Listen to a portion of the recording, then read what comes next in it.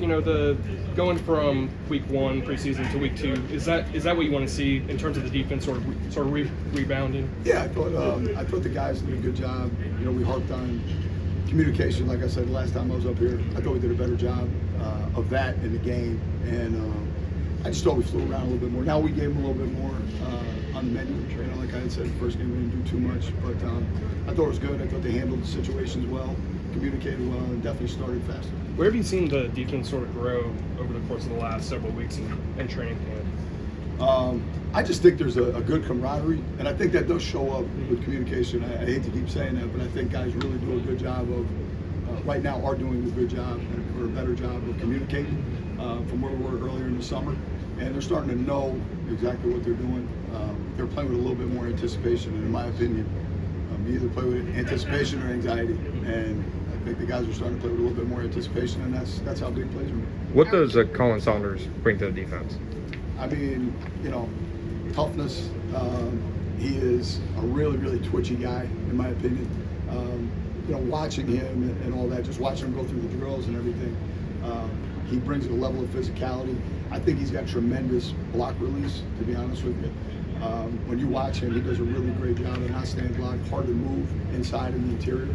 So it's always great to have a twitchy guy like that inside where you feel like you can still get some rush, even in an early down action once he reacts to drop back or play action pass. So he's got a great personality too. I know you guys probably got the chance to meet him a little bit. He's a great dude. And is there value in getting a guy who has played in a lot of big games, the level that he has? Yeah, I think anytime you have a guy with experience, that's definitely valuable. You know, he's been in big games and he's produced, obviously, at a high level all over at 2 different places and shows up all over the tape. And he's got pretty good hands. He had a heck of a pick there last year. So, I mean, yeah, he was running with the ball. That was pretty impressive, too. So, yeah, definitely value in that. Has he done a backflip for you yet? He has not. He has not. Yeah, no, I haven't seen that. I'd be interested to see if he can do that. That's pretty impressive. Yeah. I'm curious how the mechanics work when, like, Travis is playing both sides, obviously. Sure. So he's on defense, and then he goes right on the field with offense, but you guys are doing your adjustments and whatever tweaks and changes you're making while he's out there on the field with offense. So who communicates all those changes to him when he gets back? Our defensive back coaches do a great job with that because they immediately go right to him, kind of give him everything that we just went over with the guys on the bench, you know, on the iPads. Any changes, any corrections we're making, their job and what they've done a good job of is just transitioning to grab Travis as he's coming off, let him know exactly where everything's at and the state of the state as it pertains to the next drive. So that's really how we do it. It's got to be like, you got to condense and be really quick, right? Yeah. They really they've done a great job with that in practice, and they've done a great job, you know, over the course of obviously the first game. We didn't get the opportunity to do that with them too much in the second game, but yeah, they're really on it. They've done a good job with that. I was gonna say, so that's when you talk about communication between the players. That's got to be even better. Yeah, I think your sideline operation is so important, just in general with the defense. You know, how your coaches get together right after the drive. You know, what are the problem plays? How are you fixing them? You got to line it like that. Those guys on the other side, they're real good too. You know what I mean? And you got to have a plan. You know, if you don't fix something, you're going to see it again. And that's really, it's a game of changing situations, and you obviously got to be able to adapt in the moment. And our coaches, I felt, did a good job with that the other day too. Every new staff wants to set a standard and create a standard, but in your experience, how much do you have to lean on your veterans in the locker room to help with that? Yeah, I think you always do. I think the best teams are definitely player-led more than they're coach-led. Coaches play a huge part in that, you know, setting the stage of the culture. But players play the game, the players win the game. You know, I think as coaches we probably get too much credit because these guys do. They work their ass off every day, you know, and then they got to go produce right there in the what-if moment. And they're really the guys who set that culture. You have to have that in your locker room. You got to have that in your meeting rooms. You got to have that in your walk-ins. You got to have that out here in practice. And you need it in the game, you know. And you got to be able to be around guys that you trust in order to get that. And we do have some. We're fortunate here where we have some veteran leadership and guys that people can lean on and they can trust, you know, which is awesome. How would you evaluate interior of the defensive line now with Colin in the phones, but also having Mason and Eric back to the team? Yeah, that's. I think it makes a difference with all those guys out there.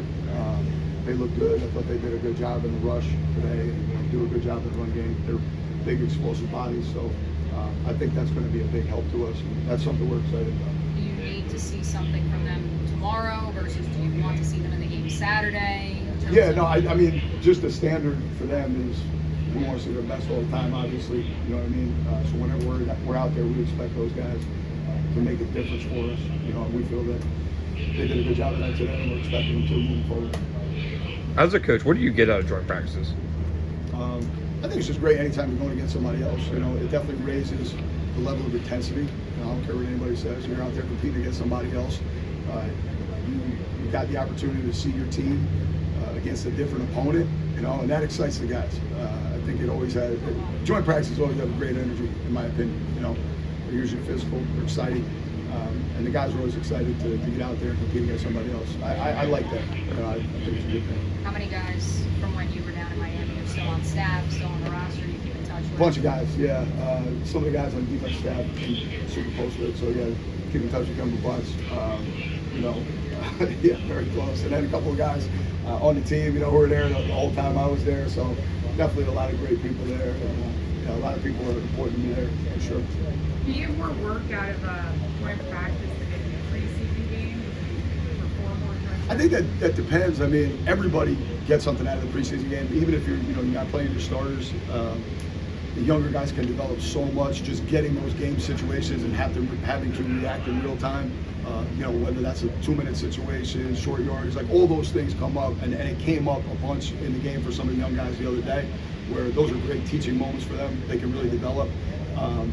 But that's a great question, but it depends. I think you get a lot out of the joint practice because you see, obviously you're going to see your starters out there competing regardless. Anytime you go to a joint, you're going to get that, and you get an opportunity to develop there too, for sure. Jordan Lewis had a good career in Dallas. Do you think he's taking the next level here with you and your defense? I don't necessarily want to comment on what he did there. I think obviously, like you said, he had a great career there, but he has been unbelievable for us. Just from a human being, standpoint, he's just a great guy, brings a great energy in our building every day. He's such a competitor and just like a great guy. Like you love being around him, you love coaching him, his teammates love being around him. And he's, I don't know how many years in now, 9, 10 years, he's 8 years, right, whatever. I mean, he's laying out in practice, competing on every ball, and that's just who he is. I mean, he's a competitive guy. If he was working in an office building, he'd still want to be the best guy in there. That's just the way he is. So I think he's kind of the epitome of what you're looking for in terms of competitiveness and the culture you want to have in your building. Does the identity of a defense develop more in the regular season, or can you really see what this defense can be around this time? Yeah, I think the NFL season is long, and it's been my experience that the objective is to continue developing. Be playing your best. Obviously, as the season progresses, you want to see development and set your culture in place in the summer. For sure, you can develop that, develop the standard and the toughness. But to me, that's something you're working every day. Like you got to work it every day. You got to continue to practice tough throughout the season. I was talking to somebody about that the other day, somebody in the league, and that's important. That you constantly practice physical, you practice toughness. You put guys in situations where they got to compete every day because toughness and culture, that's got to be cultivated and developed every day. So yeah, I think as the season goes, you're just trying to build and build and build every day all the way up until the last game. Do you feel like safety, Dewey, Eric, is that kind of settled right now? Nah, those guys are still competing. So this joint will be great for that, for us to see some stuff there, and this game will be great for us to see some stuff there, hopefully. But we feel like I said last time, a lot of these guys have done a good job. Sav's done a good job. Antonio's done a good job. I thought Caleb, before he got hurt, doing a really good job. So Rayon showed up a bunch, so he's doing a good job as well, developing. And like I said last time too, we're going to keep the competition live all the time, and just got a little bit more to see here. Thanks, Coach.